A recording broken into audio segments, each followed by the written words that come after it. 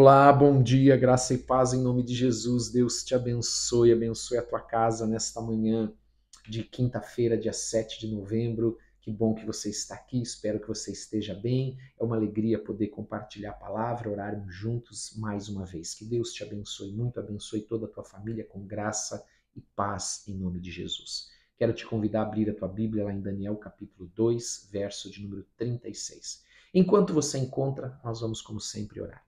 Pai, nós queremos te agradecer por esse dia, nós te damos toda a honra e toda a glória, te damos todo o louvor em nome de Jesus Cristo. Pedimos que o Senhor perdoe os nossos pecados, como nós temos perdoado aqueles que nos têm ofendido. Dá-nos entendimento e compreensão da tua palavra, por meio do teu Espírito Santo. E nos abençoa nesse dia, Pai, nos ajuda. É o que nós te pedimos em nome de Jesus. Amém. Amados, quero lembrar você que hoje nós temos às 19 horas o culto, você é o nosso convidado, tenho certeza que o Senhor vai trazer uma palavra poderosa para a tua vida. A minha palavra de Deus é poderosa para transformar a nossa vida, a nossa história, mudar o rumo da nossa vida em nome de Jesus. Amém? Eu quero ler com você então Daniel 2:36, a partir do versículo 36, lembrando então que ontem nós vimos que Daniel contou ao rei Nabucodonosor aquilo que o rei queria saber. Que alguém contasse para ele, revelasse o que ele sonhou. Preocupado ele em contar o que ele sonhou e que alguém o enganasse, ele disse, não, a pessoa vai ter que contar, este sábio vai ter que revelar o que eu sonhei e a interpretação do sonho. Aí eu sei que essa interpretação está correta. Então, nós vimos ontem que para Deus não tem mistérios, nada está oculto para Deus. Deus conhece todos os segredos, Deus conhece todas as coisas e revelou então ao seu servo Daniel qual foi o sonho de Nabucodonosor e ele contou ao rei. Então no versículo 36 Daniel diz assim, este é o sonho, porque ele acabou de contar, nós estamos continuando o texto de ontem, e também a sua interpretação diremos ao rei. Então agora ele vai contar a interpretação do que era aquela estátua gloriosa, gigantesca que o rei havia visto, que tinha cabeça de ouro e cada braços e peito de prata, o abdômen e a bacia de bronze, as pernas de ferro e os pés de barro misturado. Eram pés com 10 dedos de barro misturado com ferro. Amém? Ele agora vai explicar o que é isso. O que é esse sonho que está te perturbando, rei? Nós falamos ontem, inclusive, né, dando o exemplo de José, quando o faraó teve aquele sonho que o perturbou, daquelas vacas sadias, 7 vacas sadias, depois 7 vacas bem magras, doentes, também das 7 espigas de milho saudáveis e das 7 espigas de milho secas, e que José revelou então a Faraó. Agora nós vamos ver a revelação desse sonho que perturbava o rei Nabucodonosor, desta estátua extraordinária. E ele então diz, tu, ó rei, rei de reis. Por que ele é rei de reis? Porque o império da Babilônia dominava vários outros reinos, vários outros países, vamos dizer assim, vários outros reis. Então, Nabucodonosor era rei de reis, a quem o Deus do céu conferiu o reino. Lembra que nós falamos sobre isso? Deus é aquele que estabelece os reis e Deus é aquele que remove os reis. O poder, a força e a glória, a cujas mãos foram entregues os filhos dos homens. Então, Deus entregou os filhos dos homens ao rei Nabucodonosor, onde quer que eles habitem, e os animais do campo e as aves dos céus, para que dominasses sobre todos eles. Então, Daniel revela ao rei, rei Nabucodonosor, tu és a cabeça de ouro. Lembra da estátua? A cabeça dela era de ouro. Então ele está dizendo, rei, tu és a cabeça de ouro. Então, se nós entendemos aqui agora que o rei Nabucodonosor é a cabeça de ouro, e que agora, ele nesse sonho, ele viu peitos e braços de prata, abdômen e bacia de bronze, pernas de ferro, pés de barro e ferro, ou seja, reinos, impérios que sucederão o império da Babilônia. Então agora ele vai dizer assim, depois de ti se levantará outro reino, inferior ao teu. Por que é inferior ao reino da Babilônia? Porque a cabeça era de ouro, mas agora o peito e os braços são de prata. Então, é um valor inferior, é um metal, como é que nós podemos dizer? É um metal que não tem o mesmo valor, não é um metal tão precioso. Mas entenda uma coisa, a prata ela é mais forte do que o ouro. Da mesma maneira, o bronze tem muito menos valor do que a prata, mas ele é mais forte do que a prata. As pernas de ferro, o ferro, ele é muito menos valioso que o bronze, que a prata, que o ouro, mas ele é mais forte. Então, ainda que ele seja, a qualidade do metal, ela diminua, não diminui a sua força. Amém? Se torna mais forte. Então, ele está falando, depois de te levantará um outro reino inferior ao teu. Qual que era esse reino?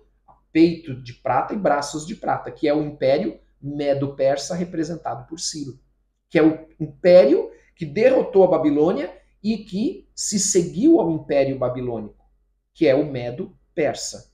Aí ele ainda dizia um terceiro reino, de bronze. Lembra? Abdômen e quadril de bronze, do qual terá domínio sobre toda a terra. Então já é um terceiro reino que agora vai dominar, vai conquistar o Império Medo-Persa, que é o reino da Grécia.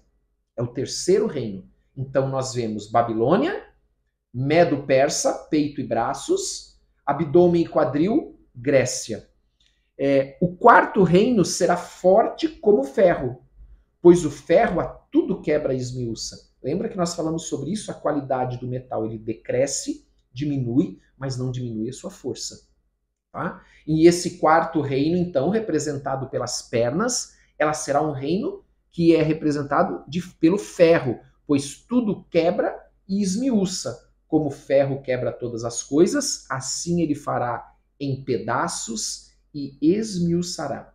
Amados, esse quarto império, se era Babilônia, Medo-Persa, depois nós vemos Grécia, grego, e agora é a Romana, Roma, né? O Império Romano do tempo de Jesus, né? Para nós nos situarmos. Este Império Romano é representado pelas pernas de ferro. É interessante, amados, porque o exército de Roma, ele usava uma armadura de ferro. E ele era conhecido como as legiões de ferro de Roma, representadas então por essa força do ferro. E ele então vai ser o quarto reino que sucederá após o rei Nabucodonosor. Quanto ao que viste dos pés e dos artelhos dos dedos, em parte de barro de oleiro e em parte de ferro. Ou seja, ele fala aqui de uma Roma revivida, renascida, entende? Mas que não vai ser ferro puro como eram as pernas, mas será uma mistura de barro e ferro. E este quinto reino, que seriam os pés, este reino ainda não aconteceu. Preste atenção, este reino ainda não surgiu. Tá? Será esse um reino dividido. Por isso que tem os dedos de barro e ferro, os pés de barro e ferro, 10 dedos, representando 10 reis, que farão uma união, uma unidade, mas que, ao mesmo tempo que eles são de ferro, vai haver uma fraqueza, vai haver uma fragilidade nesses dedos, nessa unidade, nessa união. Porque este pé de ferro e barro, diz aqui, haverá nele alguma coisa de firmeza do ferro, pois que viste o ferro misturado com o barro de lodo. Então veja, é um pé onde tem algo de força, mas que tem a fraqueza do barro, né? Deste barro de oleiro. Amém? Como os artelhos dos pés eram em parte de ferro, em parte de barro, os dedos, assim, por uma parte, o reino será forte, e por outra será frágil, por causa do barro. Quanto ao que viste do ferro misturado com barro, de lodo, misturar-se-ão mediante casamento, ou seja, vão fazer uma aliança, mas não se ligarão um ao outro, porque ferro e lodo não se ligam. Entenda isso. Assim como o ferro não se mistura com o barro. Então ele vai ter uma fraqueza, ele vai ter uma vulnerabilidade, ele vai ter uma fragilidade. Mas nos dias destes, olha só, como agora a própria palavra explica a própria palavra, mas nos dias destes reis, quantos dedos nós temos nos pés? 10. Então serão 10 reis. Amém? Nos dias destes reis, o Deus do céu suscitará um reino que não será jamais destruído. Não foi assim? Um reino surgia, ele era conquistado, surgia o outro. Mas agora vai surgir o último rei. O último reino. E esse reino jamais será destruído. Ele já está falando aqui para nós que sabemos do reino do quê? De Cristo, do Messias, da segunda vinda de Cristo. Este reino não passará a outro povo. Esmiuçará e consumirá todos estes reinos. Por isso que a imagem, toda aquela imagem da estátua sendo como a palha levada pelo vento, é isso. Consumirá todos estes reinos, mas ele mesmo subsistirá para sempre. É o reino do Messias. Como viste que do monte foi cortada uma pedra, sem auxílio de mãos, e ela esmiuça o ferro, o bronze, o barro, a prata e o ouro. Ou seja, aquela pedra atingia os pés daquela estátua e toda a estátua era destruída e era levada como a palha no vento. O grande Deus te fez saber, ó rei, o que há de ser futuramente. Então agora Daniel está explicando, rei Nabucodonosor, você está vendo aquilo que vai acontecer no futuro. Deus te revelou o futuro. Lembre-se que nós lemos que aquela pedra atingia os pés, destruía aquela estátua e ela se transformava numa grande montanha sobre toda a terra. Essa montanha ela representa o governo, amados. Ela representa o governo de Cristo, no governo de Deus, a autoridade. E esta pedra que foi cortada sem o auxílio de mãos, porque ela vem da parte de Deus. Ela não tem origem humana, não tem origem no poder do homem, mas única e exclusivamente de Deus. Falando da segunda vinda de Cristo, que ela será repentina e destruirá este reino que fez esta aliança, onde nós vimos o barro e o ferro unidos na figura dos pés desses 10 reis, serão destruídos pelo Messias, por Jesus Cristo, na sua segunda vinda. Então nós seguimos ali o reino milenar, depois do reino milenar nós temos, né, o reino eterno, nós já falamos sobre isso em outro momento. Então ele termina dizendo assim, certo é o sonho e fiel a sua interpretação.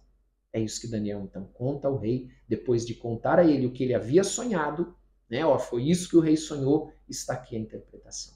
Amém? Então, amados, este sonho, ele é para nós também, porque ele fala de coisas futuras que acontecerão. Amém? Como disse aqui, certo é o sonho e fiel a sua interpretação. Amém? Vamos orar? Pai, em nome de Jesus, nós queremos te agradecer por esse dia. Te damos toda a honra e toda a glória. Pai, que esta palavra venha trazer para o nosso coração temor, zelo, em nome de Jesus, fidelidade ao Senhor. Porque é certo que o Senhor virá. Que a tua segunda vinda, Senhor Jesus, é certa. Maranata, Senhor, vem. Dá-nos sabedoria, dá-nos entendimento, dá-nos um coração ensinável, que te teme, que te busca, que te ama, em nome de Jesus Cristo. Dá-nos um coração novo, Senhor. E nós pedimos que o Senhor abençoe cada família aqui representada. Com paz, com saúde, com proteção, com salvação, com cura, com libertação, pelo poder do nome de Jesus Cristo. O nome que tem todo o poder e toda a autoridade. Em nome de Jesus, amém e amém. Glória a Deus. Deus te abençoe. Que você tenha um ótimo dia. Em nome de Jesus. Deus abençoe a tua casa com toda sorte de bênçãos. E até a noite às 19 horas. Um abraço para todos.